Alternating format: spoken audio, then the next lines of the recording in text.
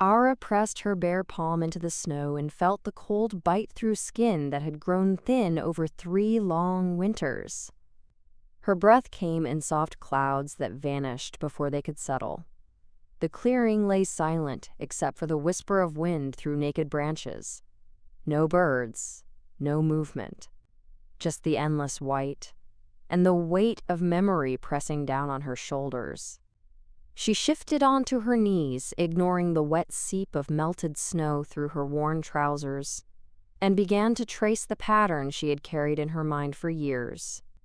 Her fingers moved with a certainty that surprised her.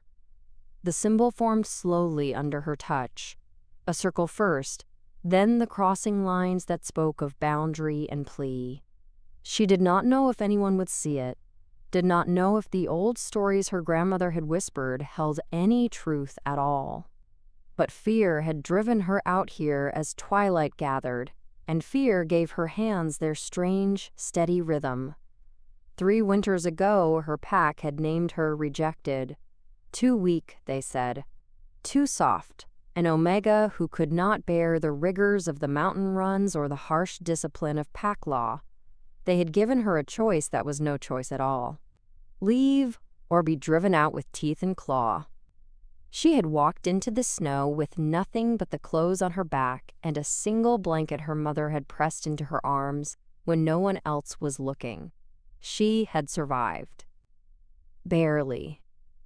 A small cabin 2 days, walk from the old territory, had become her shelter. She hunted what she could. Foraged when the snow allowed. Learned to be silent and invisible. The forest had been kind in its indifference.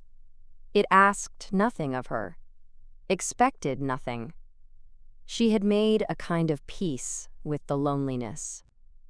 Until yesterday, when she had seen the scouts. 2 wolves moving through the trees at dusk, their shapes familiar even at a distance. The way they carried themselves. The tilt of their heads as they scented the air. She knew them, had grown up beside them. And she knew they had not wandered this far north by accident. Her old pack was looking for her. Ara pressed harder into the snow, finishing the last curve of the warning mark. Her grandmother had called it the sign of the hunted, the symbol an omega could draw when no other protection remained. A call sent out into the world with no promise of answer. Ara did not believe it would work. But she had nothing else. She sat back on her heels and stared at what she had made. The lines were clean, the circle unbroken. It looked older than she felt, as though the earth itself had reached up to meet her hand. She rubbed her palms together, trying to bring warmth back into her fingers, and felt the first prickle of doubt. What if someone did come? What if the mark brought something worse than the pack she had fled? She pushed the thought away and stood. Her knees ached. Her back protested. She was 24 and felt decades older. The cold did that. So did fear. The sky had deepened to that strange purple that came just before full dark. Stars were beginning to appear, small and distant. Ara turned toward the cabin and forced herself to walk slowly. Panic would not help her now. She had drawn the mark. Whatever came next would come whether she ran or stood still. The cabin door creaked as she pushed it open. The sound was familiar, almost comforting. Inside, the air smelled of old wood smoke and the faint herbal bitterness of the tea she had brewed that morning. A single room. A narrow bed against one wall. A table and chair near the fire. Shelves lined with jars of dried food and carefully bundled herbs. It was not much, but it had been hers. She bolted the door and leaned against it for a moment, closing her eyes. Her heart beat too fast. Her wolf stirred restlessly beneath her skin, wanting to pace, wanting to run. Ara breathed slowly until the urge faded. Running had never solved anything. She had learned that the hard way. She crossed to the fire and added 2 more logs, then filled her small kettle and set it over the flame. Tea would not fix what was coming, but it would give her hands something to do. As she waited for the water to heat, she moved to the single, narrow window and looked out into the clearing. The warning mark was just visible in the fading light, a dark shape pressed into the snow. It looked small from here, fragile. She wondered if it would still be there in the morning, or if the wind would fill it in and erase her plea before anyone saw. She turned away and poured her tea when the water boiled. The cup warmed her palms.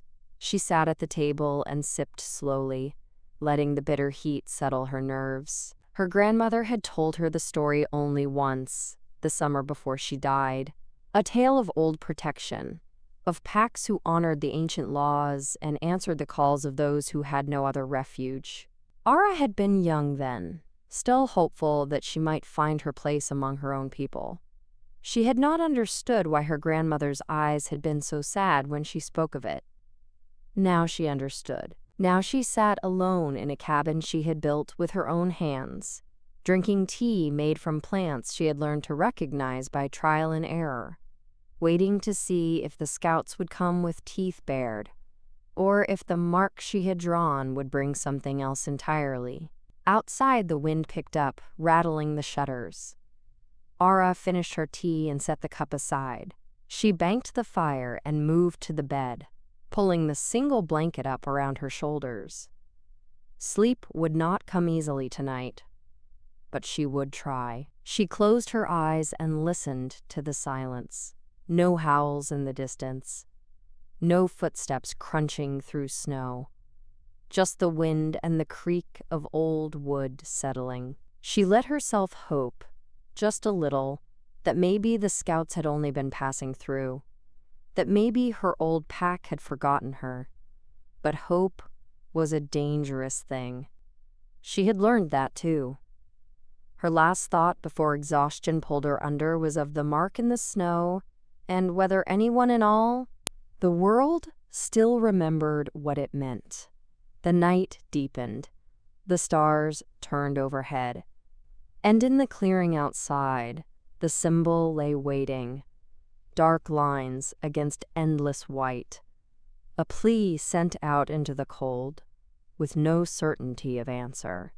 Ara slept fitfully, waking twice to add wood to the fire, and each time she paused at the window to peer out into the darkness. Nothing moved. No eyes reflected the faint glow of her hearth. She told herself that was good, that silence meant safety. But her wolf knew better. It paced inside her, restless and watchful, waiting for the dawn and whatever it would bring. When she finally fell into deeper sleep, she dreamed of white shapes moving through trees, of eyes that watched without threat, and of a voice she did not yet know speaking her name with something that sounded almost like kindness. She did not know the dream was a promise. Not yet. But by morning, she would. Ara woke to silence deeper than any she had known. The fire had burned down to embers. Gray light seeped through the gaps in the shutters, the kind of pale dawn that came after a clear, cold night. She lay still for a moment, listening. No wind, no bird song, just stillness so complete it made her ears ring. Her wolf stirred uneasily inside her chest. Something had changed. Ara pushed the blanket aside and rose, her bare feet cold against the wooden floor. She added 2 logs to the fire and blew gently on the coals until flames caught and spread. Warmth began to fill the cabin again, but it did nothing to ease the tension coiling in her limbs. She pulled on her boots and her heavy coat, wrapping a scarf twice around her neck. Her hands were steady now, steadier than they had been the night before. Fear had a way of sharpening focus once the waiting ended. She crossed to the door and rested her palm against the rough wood. Whatever waited outside, she would face it. She lifted the latch and pulled the door open. The morning light was blinding against fresh snow. Ara blinked, raising one hand to shield her eyes, and then froze. Wolves.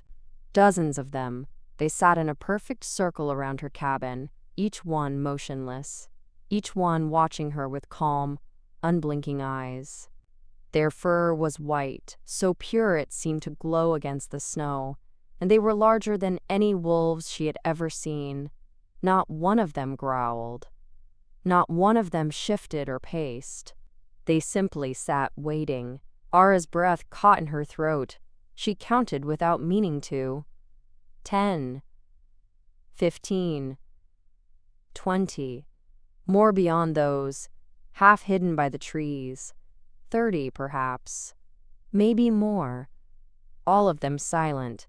All of them focused on her. Her wolf should have panicked. Should have screamed at her to run, to shift, to do anything but stand exposed in the doorway. But it did not. Instead, it pressed forward inside her, curious and cautious, drawn to something in the stillness of those watching wolves. Ara took one slow step out onto the porch. None of the wolves moved. She scanned the circle, searching for any sign of threat. Ears were forward but relaxed. Tails lay quiet against the snow. No teeth bared. No growls rumbling beneath the silence. They looked like sentries, like guardians, like they had come for a purpose she did not yet understand. Her gaze swept past the nearest wolves and stopped. There, at the far edge of the clearing, was the mark she had drawn. The lines were still visible, though snow had drifted lightly across one edge. The symbol lay dark and clear against the white expanse, exactly as she had left it. And sitting directly in front of it, larger than all the rest, was a wolf whose eyes were not gold or amber, but silver. He watched her without moving. Ara felt the pull before she understood it. A tug, low in her chest, like a thread drawn tight. Her wolf leaned toward it, toward him, and she had to lock her knees to keep from stepping off the porch. She did not know this wolf, did not know any of them. They were not from her old pack. She would have recognized the scent, the shape, the weight of their presence. These wolves were strangers, and yet they sat as though they had been summoned, as though they had been waiting for her call. Ara's voice came out steady, though her heart hammered against her ribs. "What do you want?" The words fell into the silence and hung there.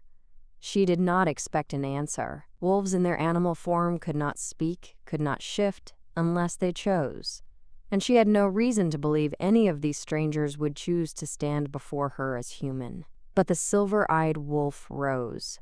He moved with a fluid grace that spoke of age and strength, crossing the clearing in a few long strides. He stopped 10 paces from the porch, and then the air around him shimmered. Ara's breath caught.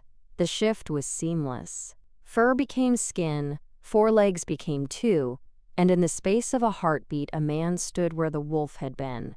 He was tall, broad across the shoulders, his chest bare despite the cold. His hair was dark, touched with silver at the temples, and his eyes remained the same pale, piercing shade they had been in wolf form. He looked at her, and there was no threat in his gaze, only calm certainty. "You called," he said simply. His voice was low, quiet, and it carried across the snow without effort. "We answered." Ara stared at him. Her mind raced, trying to make sense of what she was seeing. She had drawn the mark. She had remembered her grandmother's voice, but she had not truly believed it would work, had not let herself hope that anyone still honored the old ways. She faltered, then forced herself to continue. "I don't understand." The man tilted his head slightly, studying her with those silver eyes. "The symbol you drew," he said. "It is an old call, a request for protection, for sanctuary. He paused, and something softened in his expression. It has not been used in many years, but my pack still remembers. Ara's hands tightened on the porch railing. Your pack, she repeated slowly. The Northern White Pack, he said. I am Veyron, Alpha. The name meant nothing to her. She had heard stories of wolves who lived far to the north, beyond the reach of most territories, but they had always seemed like legends, distant and untouchable. And yet here they were, 30 of them, sitting silent in the snow, because she had drawn a mark with her bare hands and a desperate hope. I didn't think anyone would come, she whispered. Veyron's gaze did not waver. You drew the mark correctly, he said. That alone tells me you learned it from someone who knew its weight. He paused. And you drew it because you needed it. That is all the reason we require. Ara felt something crack inside her chest. Not breaking. Opening. She had been alone for so long, had believed she would stay alone, that no one would answer if she called, that her voice no longer mattered. And now this stranger stood before her, calm and solid, telling her that her plea had been heard, that she had not been forgotten. She swallowed hard, trying to steady herself. There are scouts, she said quietly, from my old pack. I saw them yesterday. I thought... She stopped, then made herself finish. I thought they might come for me. Veyron's expression did not change, but something in his posture shifted. A subtle straightening, a readiness that had not been there before. Then we will stay, he said simply, until the threat passes. Ara looked past him at the circle of white wolves. They had not moved, had not reacted to his words. But she could feel their attention now, the weight of 30 watchful gazes holding steady. They had come because she asked. They would stay because she needed them to.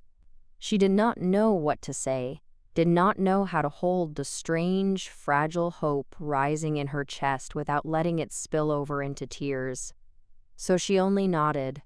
Veyron inclined his head slightly, a gesture of acknowledgement, and then turned and walked back toward the circle. The air shimmered again, and the wolf returned, silver eyes gleaming in the morning light. He settled back into his place in front of the mark, and the other wolves remained as they were, a living barrier between Ara and whatever might come. She stood on the porch for a long moment, watching them, feeling the cold air against her face and the steady rhythm of her own heartbeat. Then she stepped back inside and closed the door. Her hands were shaking now, not with fear, with something else, something that felt almost like relief.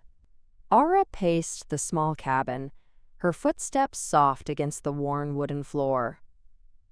Outside, the white wolves remained in their circle, silent and still as carved stone. She had watched them for an hour through the frost-edged window, trying to understand what she was meant to do next. The fire in the hearth burned low. She added another log, her hands steady now, though her thoughts were not. These wolves had come because of a mark she barely understood. They had answered a call she hadn't known she was making. And now... They sat in the snow, waiting, while she stood inside, trying to find the courage to step back out. She thought of Veyron, the calm in his voice, the way he had stood before her without threat, without judgment, as though her presence alone was enough reason for his attention. She had not known men like that existed, had not believed an alpha could look at a rejected omega and see something other than failure. Her old pack had taught her otherwise, had taught her that silence was safer than speaking, that wanting protection was the same as admitting weakness, that a wolf who could not shift on command was a wolf not worth keeping. She closed her eyes and let the warmth of the fire touch her face. When she opened them again, she saw movement through the window. One of the white wolves had risen and was walking slowly toward the cabin, not the largest, a smaller one, lean and graceful, with pale eyes that caught the morning light. Ara's breath hitched. She stepped back from the window, then made herself stop. She had drawn the mark. She had asked for this. Running now would dishonor that choice. The wolf stopped at the base of the porch steps and sat. Its gaze held hers through the glass, patient and unhurried. After a moment, Ara moved to the door and opened it. The cold air rushed in, sharp and bracing. The wolf did not move, but its tail swept once across the snow, a slow, deliberate gesture. Ara stepped onto the porch, pulling her cloak tighter around her shoulders. "I don't know what I'm supposed to do," she said quietly. Her voice carried in the still air, and she saw several of the other wolves turn their heads toward her. "I drew the mark because I was afraid, because I didn't know what else to do. But I don't know what happens now." The wolf at the steps tilted its head, and for a moment Ara thought it might shift as Veyron had. But it remained as it was, watching her with those pale, steady eyes. Then it stood, turned, and walked back toward the circle. It settled beside another wolf, and the two of them pressed close, their breath mingling in the cold. Ara felt something ease in her chest. They were not asking anything of her. Not yet. They were simply here, present, waiting. She looked toward the front of the circle, where Veyron sat in his wolf form.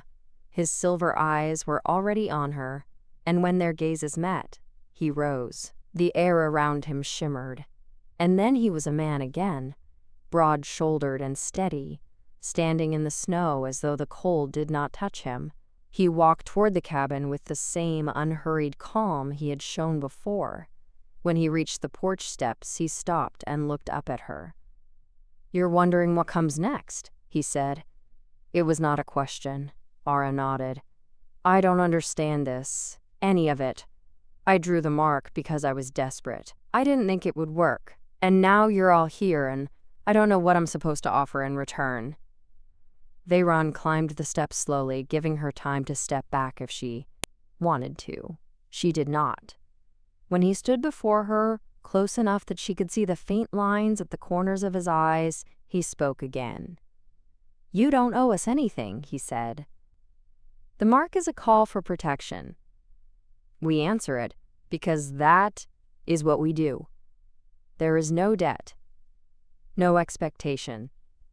Ara shook her head. "That doesn't make sense.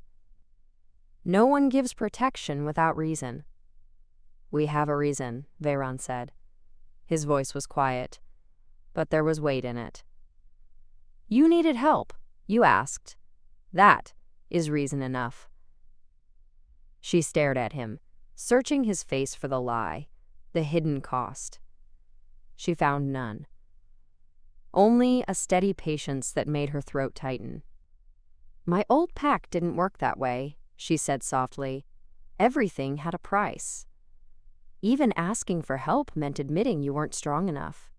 And if you weren't strong enough, you weren't worth keeping." Veyron's expression did not change, but something in his gaze deepened. "Then your old pack forgot what it means to be a pack," he said. "Strength is not only what you carry alone, it is also knowing when to ask for what you need." Ara felt the words settle in her chest, heavy and warm. She wanted to believe him, wanted to believe that asking for help was not the same as admitting defeat, but years of being told otherwise did not fade easily. "Why did you come yourself?" she asked. "You're the alpha. You could have sent others." Veyron was silent for a moment, his gaze drifting toward the circle of wolves. "I came because I wanted to see who had drawn the mark," he said. "And because I understand what it means to be alone." Ara looked at him more closely then, saw the faint weariness in his eyes, the quiet sorrow that lived beneath his calm. "You lost someone," she said. He nodded. "My mate, 3 years ago." He paused, then added, "I know what it is to wake each day and wonder if the loneliness will ever ease. To question whether reaching out will only bring more pain." Ara's breath caught. She had not expected honesty like that, had not expected an alpha to speak of grief so plainly. "I'm sorry," she whispered. "So am I," Veyron said. He met her eyes again. "But I learned that isolating myself did not honor her memory. It only made the world smaller, colder." He paused. "When I saw your mark this morning, I thought perhaps you were learning the same lesson." Ara swallowed hard. "I didn't want to be alone anymore," she admitted. "I thought I could manage it, thought I was strong enough to live without a pack. But then I saw the scouts, and I realized I wasn't. I was just surviving, not living."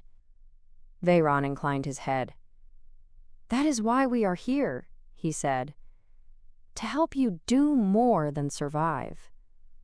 She looked past him at the white wolves. They had not moved from their positions, but she could feel their attention on her, steady and unwavering. They had come for her. For a rejected Omega who had drawn a mark in the snow with trembling hands.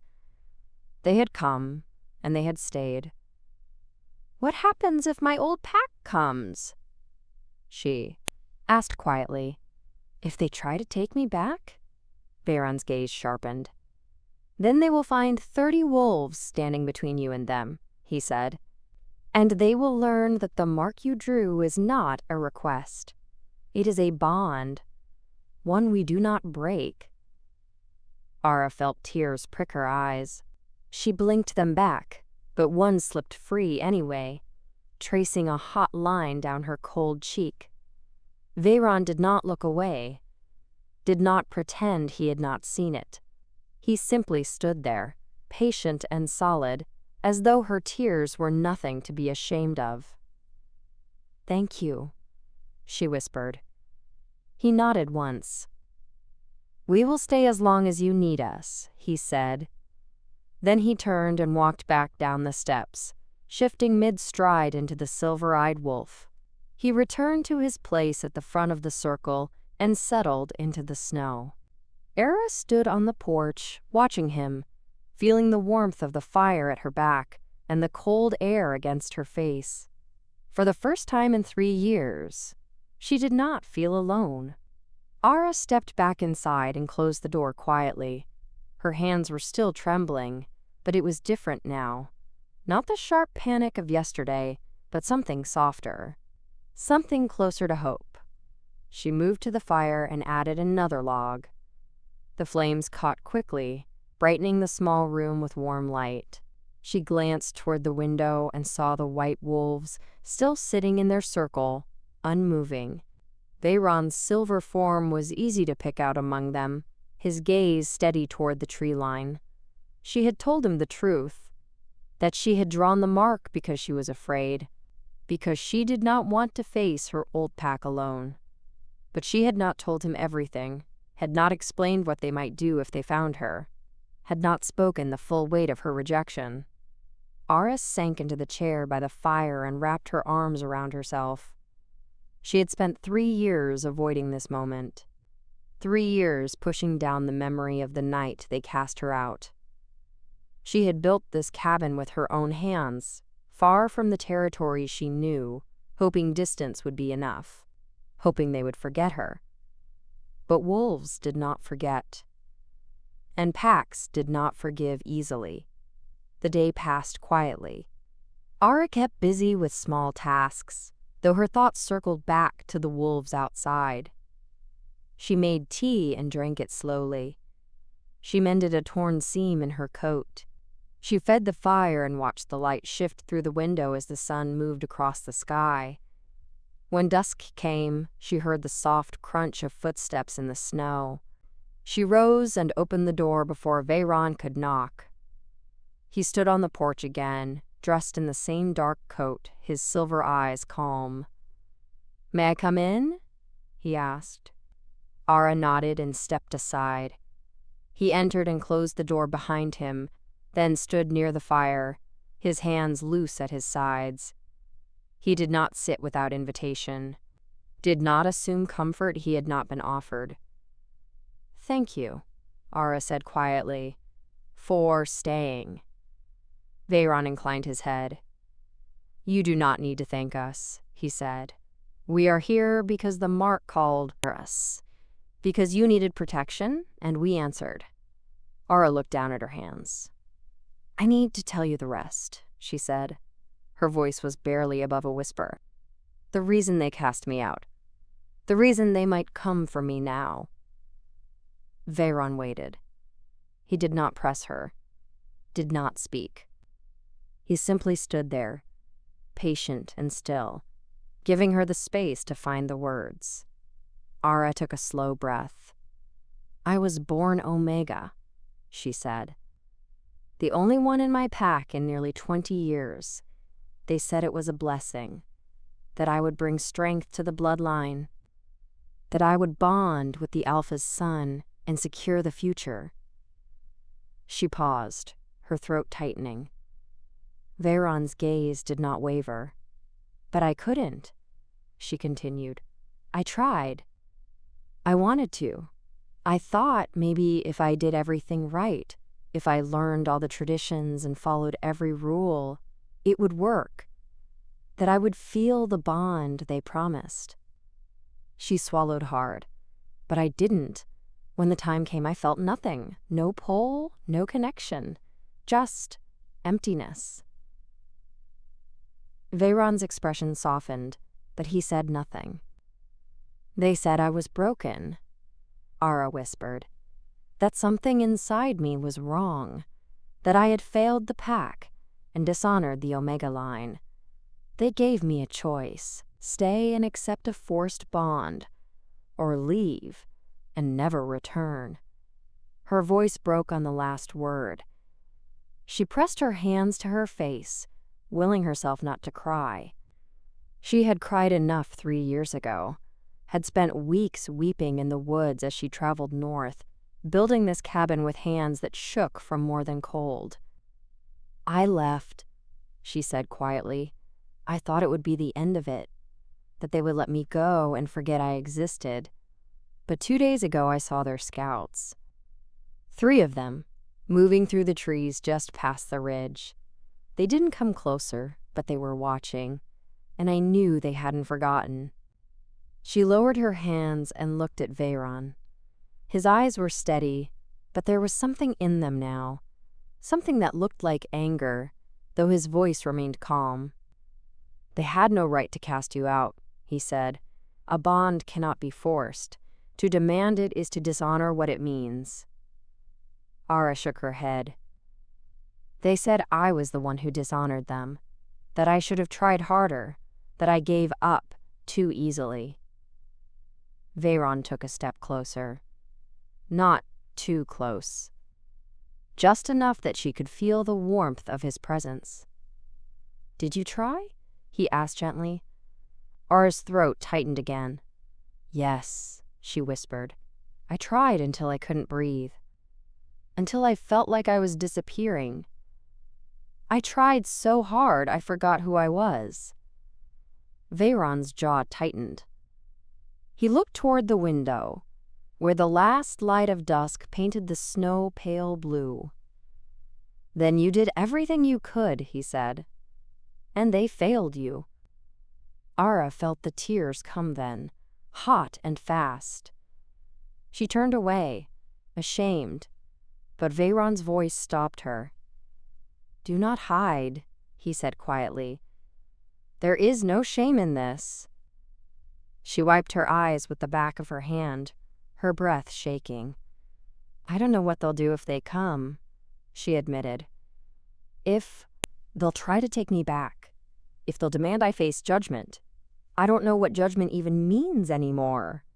Veyron turned back to her, his gaze fierce, but not unkind. It means nothing, he said, because you are not theirs to judge. Not anymore. Ara looked at him, her vision blurred with tears. "But they won't see it that way," she said. "They think I still belong to them, that I owe them something." Veyron's voice dropped, steady and sure. "Then we will show them otherwise." Ara's breath hitched. "How?" she asked. "They're my old pack. They know me. They know I'm alone." Veyron held her gaze. "You are not alone," he said. "Not now. And when they come, they will see that. They will see 30 wolves who have claimed you as ours." "Who will not step aside?" Ara shook her head slowly. "You don't have to do this," she whispered. "You don't even know me." Veyron's expression softened. "I know enough," he said. "I know you survived 3 winters alone. I know you built this cabin with your own hands. I know you drew a mark in the snow because you still had hope, even when you were afraid." He paused. "That is enough." Ara's chest ached. She wanted to believe him, wanted to trust that 30 wolves would be enough to keep her safe. But fear was a hard thing to unlearn. "What if they don't listen?" she asked quietly. Veyron's voice was calm, but there was steel beneath it. "Then they will learn what it means to challenge the northern pack," he said, "and they will leave, empty-handed." Ara closed her eyes and let the words settle over her. She had spent so long carrying the weight of rejection alone, had told herself she deserved it, that she had failed in some fundamental way. But Veyron did not see her that way, and neither did the wolves outside. She opened her eyes and looked at him. "Thank you," she said, her voice hoarse, "for listening, for believing me." Veyron inclined his head. "You did not need to earn that," he said. "You only needed to speak." He moved toward the door, then paused and looked back.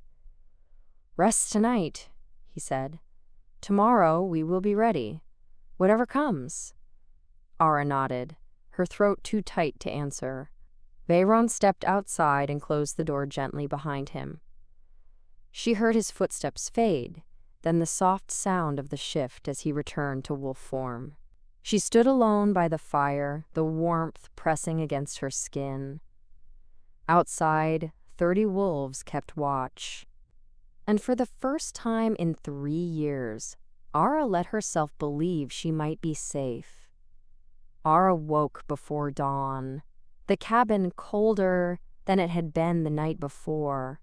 She lay still beneath her blankets, listening to the silence outside.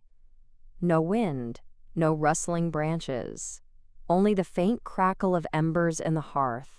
She rose slowly and dressed in the dim light, pulling on her heaviest sweater and wrapping a scarf around her neck.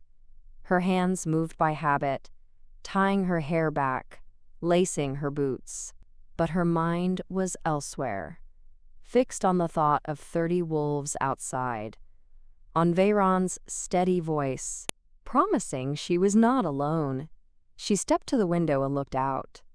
They were still there. Some slept curled in the snow, tails tucked close. Others sat upright, their silver-white coats glowing faintly in the pre-dawn light. And at the center of the circle, just beyond the door, sat the largest wolf, Veyron. His head lifted as though he sensed her watching. Their eyes met through the glass. Ara's chest tightened. She had spent so many mornings waking to emptiness, to cold floors and silence, to the knowledge that no one would come if she called. But today was different. Today she was not alone. She turned away from the window and knelt by the hearth, stirring the coals and adding fresh wood. The flames caught slowly, then bloomed into warmth. She filled a kettle and set it over the fire, then pulled out a small loaf of bread she had baked 2 days before. As the water began to heat, she heard the soft sound of the door opening behind her. She turned. Veyron stood in the doorway, human again, snow dusting his shoulders. He wore the same dark cloak as before, and his silver eyes were calm. He did not speak right away, only stepped inside and closed the door gently. "You're awake early," he said. Ara nodded. "I couldn't sleep much," she admitted. Veyron moved closer to the fire and held his hands out toward the heat. "Neither could I," he said quietly. Ara glanced at him. "Were you out there all night?" He nodded. "I stayed close," he said. The others took turns resting. "But I kept watch." Ara's throat tightened. "You didn't have to do that," she said softly. Veyron looked at her, his expression gentle. "I know," he said, "but I wanted to." She looked down at her hands. "I'm not used to this," she said. "To having someone stay." Veyron's voice was low and steady. "You will be," he said. "In time." Ara lifted her gaze and met his eyes. There was no pity there. No judgment. Only quiet understanding. And something else. Something warm and patient that made her chest ache. She turned back to the fire and poured the hot water into 2 cups, then handed one to him. He took it with a small nod of thanks. They sat together in silence for a while, the fire crackling between them. Ara sipped her tea and let the warmth settle into her bones. Veyron sat across from her, his long legs stretched out, his gaze distant. "You said your mate died," Ara said quietly. "When?" Veyron's expression shifted, something old and weary crossing his face. 5 years ago, he said. "In the coldest winter I can remember." Ara's breath caught. "I'm sorry," she said. Veyron nodded slowly. "So was I," he said, "for a long time." He was quiet for a moment, then spoke again. "She was strong," he said. "Stronger than I was in some ways. She did not fear the cold. Or the silence. She loved the mountains. The snow." He paused. "But her body could not fight the fever. And by the time I realized how bad it was too late." Ara's chest ached. "You stayed with her?" she asked softly. Veyron's voice was steady, but there was pain beneath it. "Until the end," he said. "I held her hand, told her I would be all right, that the pack would be all right." He looked down at his cup. "I do not know if I believed it then, but I said it anyway." Ara's throat tightened. She understood that kind of loss, the kind that left a hole inside you that never quite closed. "Do you still miss her?" she asked quietly. Veyron's silver eyes lifted to hers. "Every day," he said. "But I have learned to carry it differently now. It does not rule me the way it once did." Ara nodded slowly. "I think that's all we can do," she said. "Carry it, and keep going." Veyron's gaze softened. "Yes," he said. "That is all we can do." They sat in silence again, the fire warm between them. Ara felt the weight of the past pressing against her chest, but it felt lighter somehow, shared. "Why did your pack reject you?" Veyron asked gently. "If you are willing to tell me." Ara's hands tightened around her cup. She had not spoken those words aloud in a long time, had not let herself remember the shame and hurt of it, but something in Veyron's voice made her want to try. "I couldn't shift," she said quietly. "Not completely. Not the way the others could." Veyron's brow furrowed. "What do you mean?" Ara swallowed hard. "I could feel the wolf inside me," she said. "I could feel her struggling to surface. But my body wouldn't let her through. I would get halfway and then freeze, stuck between forms. It hurt, and it scared the others." Veyron's expression grew serious. "They rejected you for that?" he asked, his voice low. Ara nodded. "They said I was broken," she said, "that I was a risk to the pack, that I couldn't hunt or defend myself properly." She looked down at her hands. "They said I would be a burden." Veyron's jaw tightened. "That is not the way a pack should treat its own," he said quietly. Ara's voice cracked. "I tried so hard," she said. "I thought if I could just push through it, they would let me stay. But it never worked. And eventually they told me to leave. Before the first snow." Veyron's gaze was steady and full of something warm and protective. "You survived," he said. "Alone. In the mountains. For 3 winters." He leaned forward slightly. "That is not weakness, Ara. That is strength." Ara's eyes blurred with tears. She blinked them back and looked away. "It didn't feel like strength," she said. "It felt like punishment." Veyron's voice was gentle. "Then they taught you the wrong lesson," he said. "You are not a burden. You are not broken. You are someone who refused to give up, even when no one stood beside you." Ara's breath hitched. She wanted to believe him, wanted to let those words sink into the places that still ached. But shame was a hard thing to unlearn. "What if I never shift fully?" she asked quietly. "What if I'm always stuck?" Veyron's silver eyes met hers, calm and unwavering. "Then you are still worthy," he said. "Your worth is not measured by how well you shift. It is measured by who you are, by the kindness you show, the courage you carry." He paused. "And by the hope you held on to, even when you had every reason to let it go." Ara's chest ached with something she could not name. Gratitude, relief, something close to hope. "Thank you," she whispered. Veyron inclined his head. "You do not need to thank me," he said. "You only need to let yourself believe it." The fire crackled softly between them. Outside, the wolves stirred, their shapes moving in the snow. Ara felt the warmth of the cabin settle around her, and for the first time in years, she felt something shift inside.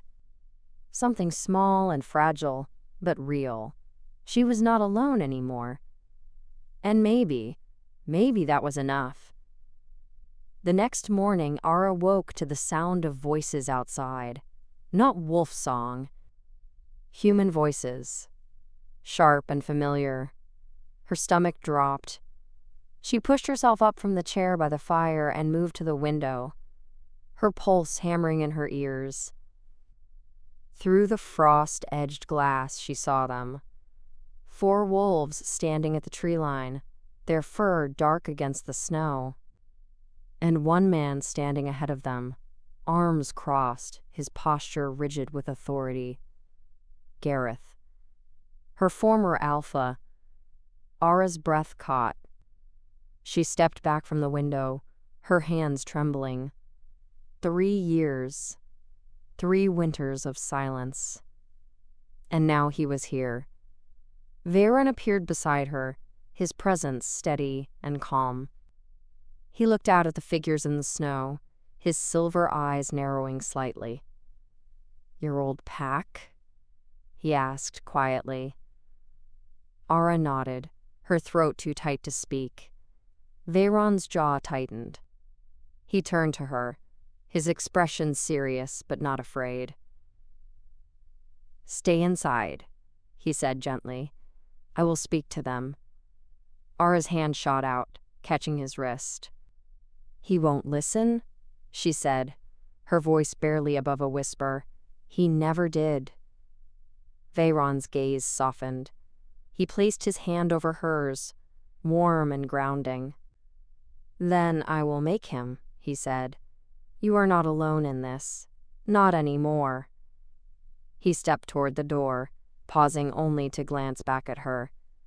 "Trust me," he said. Ara nodded, though her chest ached with fear. She watched as Veyron opened the door and stepped outside, his broad shoulders squared, his movements unhurried.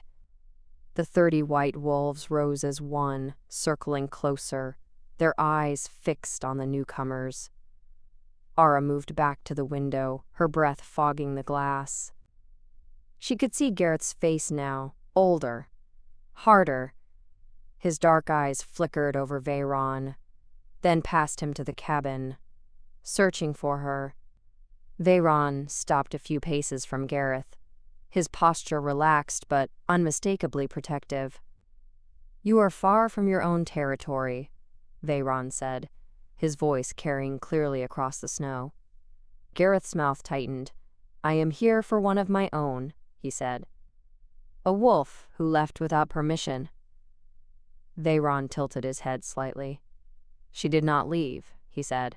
"She was cast out." Gareth's eyes narrowed. "That is pack business," he said. "Not yours." Veyron's expression did not change. "She called for protection," he said. "And I answered. That makes it my business." Gareth took a step forward, his voice rising. "She is Omega," he said. "She cannot survive alone. She needs to return and face what she left behind." Veyron's voice remained calm, but there was steel beneath it. "She has survived 3 winters alone," he said. "In these mountains, without a pack, without aid. She has faced more than you asked of her, and she does not owe you anything." Gareth's jaw clenched. "She is weak," he said. "She cannot shift properly. She is a risk to any pack that takes her in." Veyron's silver eyes flashed. "She is strong," he said quietly. "Stronger than you gave her credit for. And she is not broken." Gareth scoffed. "You do not know what you are talking about," he said. "You do not know her." Veyron stepped forward, his voice dropping but losing none of its weight. "I know enough," he said. "I know she survived when you expected her to fail. I know she did not give up, even when you gave her every reason to. And I know she deserves better than the judgment of a pack that abandoned her." Gareth's face darkened. "You have no right to interfere," he said. Veyron's gaze did not waver. "I have every right," he said. "She is under my protection now, and if you wish to challenge that, you will have to go through me, and my wolves." The 30 white wolves moved closer, their bodies forming a silent wall between Gareth and the cabin. Their eyes were calm, but their intent was clear. Gareth looked at them, then back at Veyron, his mouth twisted. "You would take in a broken Omega?" he asked, "knowing what she is?" Veyron's voice was steady and sure. "I would take in someone who has shown more courage and heart than most wolves I have known," he said. "Yes." Gareth's expression flickered, something uncertain passing through his eyes. He glanced toward the cabin again as if expecting Ara to appear. "She cannot speak for herself?" he asked. Veyron's tone was firm. "She does not need to defend herself to you," he said. "Not anymore." There was a long silence. The wind stirred the snow, sending it drifting across the clearing. Gareth's wolves shifted behind him, uneasy. He looked at Veyron, then at the circle of white wolves, and something in his posture changed. not defeat, but recognition. If she stays with you, Gareth said slowly, then she is no longer my concern. Veyron inclined his head. She was never your concern, he said. Not from the moment you cast her out? Gareth's jaw worked. He turned without another word, gesturing to his wolves. They followed him back into the trees, their shapes disappearing into the shadows. Veyron stood still, watching until they were gone. Then he turned and walked back toward the cabin, his steps slow and deliberate. The white wolves settled back into their places, calm and watchful.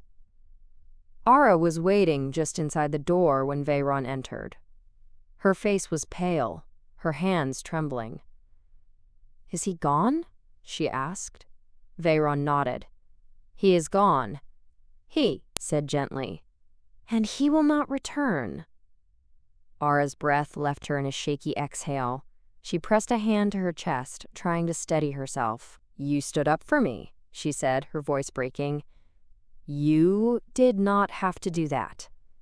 Veyron stepped closer, his silver eyes warm and steady. Yes, I did, he said, because you deserve it, and because I meant what I said. Ara looked up at him, her eyes filling with tears. You really believe I am not broken? She asked. Veyron's expression softened. I know you are not, he said. I have seen your strength, your heart, your will to keep going when most would have given up. He paused. And I would be honored if you would join my pack. Not because you need us, but because we would be better for having you. Ara's chest ached with something overwhelming and fragile. She had spent so long believing she was unwanted, believing she had to prove herself.